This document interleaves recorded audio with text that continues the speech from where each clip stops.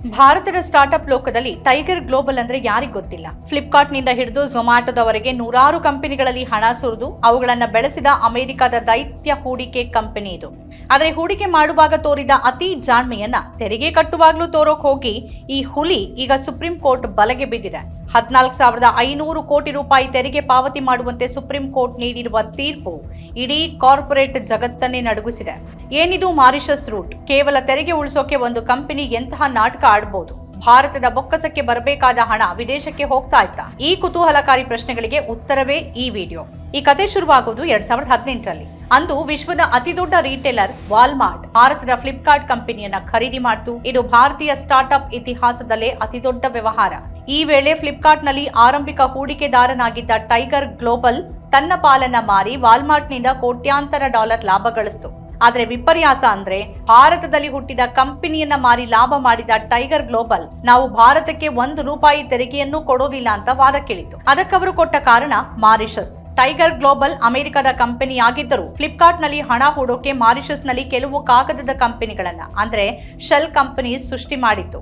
ಭಾರತ ಮತ್ತು ಮಾರಿಷಸ್ ನಡುವಿನ ಹಳೆಯ ಒಪ್ಪಂದದ ಪ್ರಕಾರ ಮಾರಿಷಸ್ ಕಂಪನಿಗಳು ಭಾರತದಲ್ಲಿ ಷೇರು ಮಾರಿ ಲಾಭ ಮಾಡಿದ್ರೆ ತೆರಿಗೆ ಕಟ್ಟುವ ಅಗತ್ಯ ಇರಲಿಲ್ಲ. ಇದನ್ನ ಟ್ಯಾಕ್ಸ್ ಹೆವೆನ್ ಲಾಭ ಪಡೆಯುವುದು ಅಂತ ಹೇಳಲಾಗುತ್ತೆ. ಟೈಗರ್ ಗ್ಲೋಬಲ್ ವಾದವನ್ನ ಆದಾಯ ತೆರಿಗೆ ಇಲಾಖೆ ಒಪ್ಪಲಿಲ್ಲ. ಈ ಕೇಸ್ ಮೊದಲು ದೆಹಲಿ ಹೈಕೋರ್ಟ್ ಮೆಟ್ಟಿಲೇರ್ತು.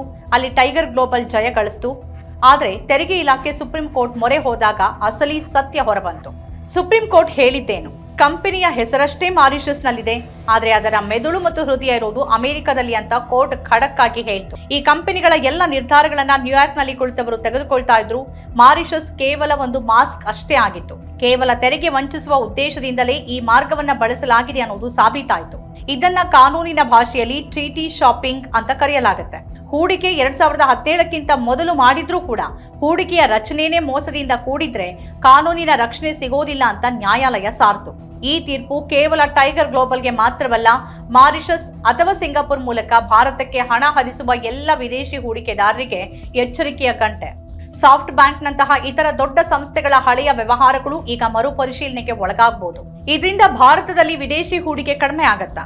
ಖಂಡಿತ ಇಲ್ಲ. ಬದಲಾಗಿ ಹೂಡಿಕೆದಾರರು ಈಗ ಕಳ್ಳದಾರಿ ಬಿಟ್ಟು ನೇರ ಮಾರ್ಗಗಳನ್ನು ಹುಡುಕಬೇಕಾಗಿದೆ. ಇದರಿಂದ ಭಾರತ ಸರ್ಕಾರಕ್ಕೆ 2 ಲಾಭಗಳಿವೆ. ಸಾವಿರಾರು ಕೋಟಿ ರೂಪಾಯಿಗಳ ತೆರಿಗೆ ಆದಾಯ ಬೊಕ್ಕಸಕ್ಕೆ ಸೇರತ್ತೆ. ಗುಜರಾತ್ನ ಗಿಫ್ಟ್ ಸಿಟಿಯಂತಹ ಭಾರತದ ಆಫ್ ಶೋರ್ ಹಬ್ಗಳಿಗೆ ಹೆಚ್ಚಿನ ಬೇಡಿಕೆ ಬರುತ್ತೆ.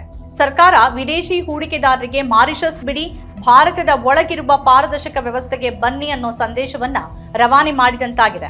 ವ್ಯವಹಾರದಲ್ಲಿ ಲಾಭ ಮಾಡುವುದು ತಪ್ಪಲ್ಲ, ಆದರೆ ಆ ಲಾಭ ಬಂದ ಮಣ್ಣಿಗೆ ಸಲ್ಲಬೇಕಾದ ನ್ಯಾಯಯುತ ತೆರಿಗೆಯನ್ನು ವಂಚನೆ ಮಾಡುವುದು ಕಾನೂನಿನ ದೃಷ್ಟಿಯಲ್ಲಿ ಅಪರಾಧ.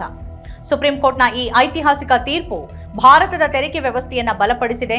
ಇನ್ನು ಮುಂದೆ ವಿದೇಶಿ ಕಂಪನಿಗಳು ಭಾರತವನ್ನ ಕೇವಲ ಲಾಭ ಮಾಡುವ ಕಾರ್ಖಾನೆಯಾಗಿ ನೋಡದೆ ಇಲ್ಲಿನ ನಿಯಮಗಳಿಗೆ ಗೌರವ ನೀಡಲೇಬೇಕಾದ ಪರಿಸ್ಥಿತಿ ನಿರ್ಮಾಣ ಆಗಿದೆ. ಆರ್ಥಿಕ ಶಕ್ತಿಯಾಗಿ ಬೆಳೆದಿರುವ ಭಾರತಕ್ಕೆ ತನ್ನ ಹಕ್ಕಿನ ಹಣವನ್ನ ವಸೂಲಿ ಮಾಡುವ ಸಾಮರ್ಥ್ಯ ಇದೆ ಅನ್ನೋದು ಈ ಮೂಲಕ ಸಾಬೀತಾಗಿದೆ. ನಮ್ಮ ಕಾರ್ಯಕ್ರಮಗಳನ್ನ ನೀವು ನೋಡ್ತಾ ಇದ್ರೆ ನಮ್ಮ ಚಾನೆಲ್ ಅನ್ನ ಸಬ್ಸ್ಕ್ರೈಬ್ ಮಾಡಿ, ಪಕ್ಕದ ಬೆಲ್ ಐಕಾನ್ ಒತ್ತಿ ನಮ್ಮನ್ನ ಬೆಂಬಲಿಸಿ. ಹಾಗೆ ನಮ್ಮ ಕಾರ್ಯಕ್ರಮಗಳನ್ನ ಲೈಕ್ ಮಾಡಿ, ಕಮೆಂಟ್ ಮಾಡಿ, ಅದನ್ನ ಬೇರೆಯವರಿಗೂ ವಾಟ್ಸ್ಆಪ್ ಮೂಲಕ ಶೇರ್ ಮಾಡಿ. ನೀವು ಹೀಗೆ ಮಾಡಿದಾಗ ನಮ್ಮ ಚಾನೆಲ್ ಮತ್ತಷ್ಟು ಜನರಿಗೆ ತಲುಪಲು ನೀವು ನಮ್ಮೊಂದಿಗೆ ಸಹಕರಿಸಿದ ಹಾಗಾಗುತ್ತೆ. ಇದು ನೀವು ಯಾವುದೇ ಖರ್ಚಿಲ್ಲದೆ ಕೆಲವೇ ಸೆಕೆಂಡುಗಳಲ್ಲಿ ನೀಡಬಹುದಾದ ಸಹಕಾರ. ಧನ್ಯವಾದಗಳು.